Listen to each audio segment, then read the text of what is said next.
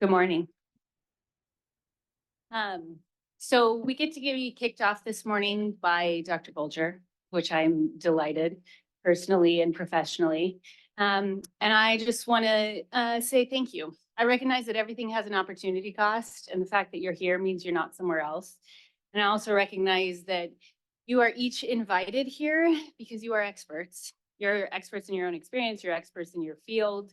And you have been strategically invited because we specifically want your perspective, your opinion, your engagement as we work together to try to solve a problem. So to orient us to that concept, I want to say some things are places where we go and we get CME and we sit passively and we answer our emails. This is not that space. This is a see something, say something space. This is a space where if you need to say this may be a stupid question, but you can, but I will encourage you, it is not a stupid question. And that we have professional facilitators here who part of their job is to walk us through some strategies to ensure that every voice is heard. And you will hear it from me now and you will hear it from us again. We are glad for your input in the small groups, in the Q&A sessions, in writing. We have some other strategies to make sure that everyone feels empowered to participate, so please do. Any questions off the bat, just to cultivate a dynamic and two-way conversation? Is there anything that you go, can someone please clarify this because my brain cannot refocus until I understand? Okay, are you square? Perfect. And then now, Dr. Bulger.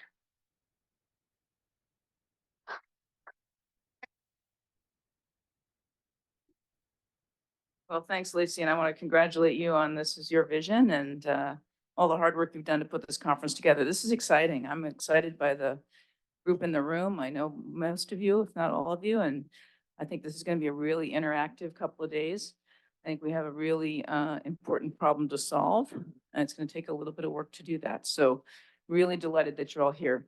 My name is Eileen Bulger, and I'm a trauma surgeon at the University of Washington in Seattle, and I'm the medical director for trauma programs for the American College of Surgeons. And so on behalf of the American College of Surgeons, I want to welcome you to our Chicago headquarter building. We're thankful to the ACS for supporting the conference by allowing us the use of this wonderful space to gather and have these discussions.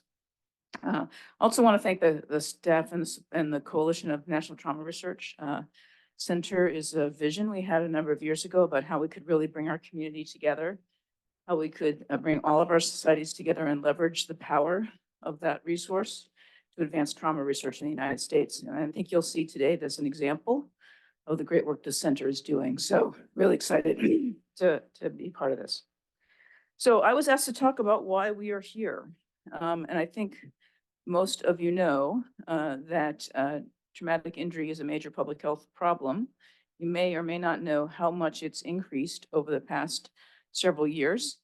If you look historically back to 1992, which is not that long ago for me, but for many, you can see we've had a dramatic increase in the rate of traumatic injury, even accounting for population growth. So we know that this is the leading killer of our young people, right? Leading killer of our children, anybody under the age of 45. And we also know that there's a lot of variability in how people are cared for. Sometimes it's based on where they're injured. Maybe they're injured in a remote area, they're not found for a long time. Maybe there are limited resources in that area. Maybe it's a provider who hasn't seen a trauma patient in a year and has to take care of them. Or maybe it's even in a high volume level 1 center where they're just not getting consistent evidence-based care. So what we think is that we can decrease some of these deaths if all hospitals were able to achieve that which we can do with the highest performing hospitals. And the college has worked hard for years to provide benchmarking reports and data to help hospitals do that. We also know that we have significant disparities in outcome and trauma. We know that individuals who are uninsured, non-white, who reside in rural or low urban settings are disproportionately affected, not only at increased rates of injury, but also for adverse outcomes. We also know that patients and clinicians frequently face lack of access to guidance that is timely, that is useful for them.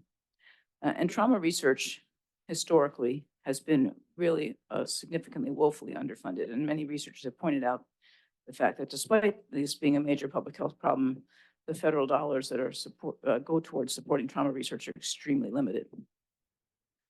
And then, we've done a lot of work as professional societies to try to fill this gap, right? We have lots of guidelines, algorithms, best practices, protocols, and all of our societies work on these things. But are we working together? Are we working in a uniform way?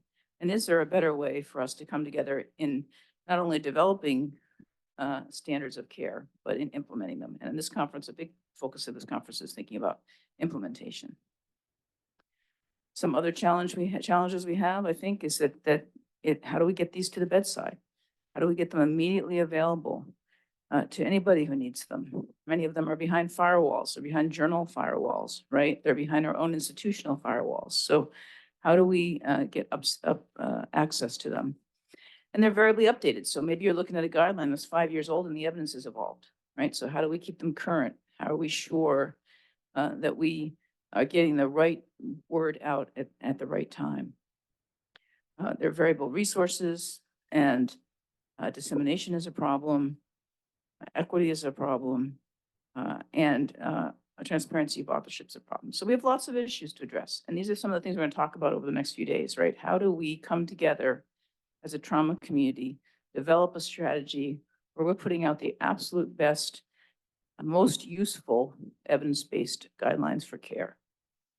So when we think about kind of closing the gap, right? We want to build collaboration among our professional societies. That's what Center is all about.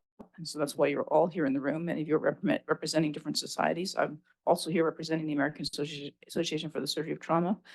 And so we're really trying to bring everybody together. We want to think about how we do regular review and updates, and how do we keep things current.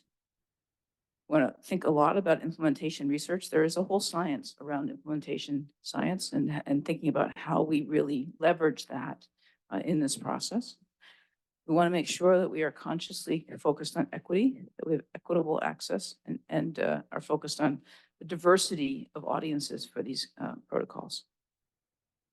We want to make sure that whatever we develop is accessible, adaptable across resource settings, and that the end user experience is taken into consideration. What does the end user need? It can't be so complicated that you can't read it at 2 a.m. on your phone and make a decision, right?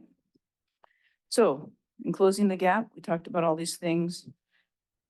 We're going to think about how we adapt local resources and needs. We're going to think about systematic prioritization of these topics, how we allocate to improve discoverability of guidelines, and then finally, what kind of platform can we use? What can we leverage to make this available, and then track how it's used so we can have data on the applicability and the implementation. So that's a brief overview. I only had 5 minutes, so I think I covered that. Of why we're here. Again, I'm excited. I think this is going to be really a fun conference.